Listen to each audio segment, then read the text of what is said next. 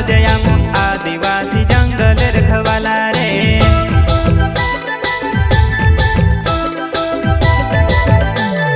चल जंगल जमीन काज पूजे रे आदिवासी दुनिया ने रखवाला रे। बाप देव खतरी काज पूजे रे आदिवासी सबसे निराला रे।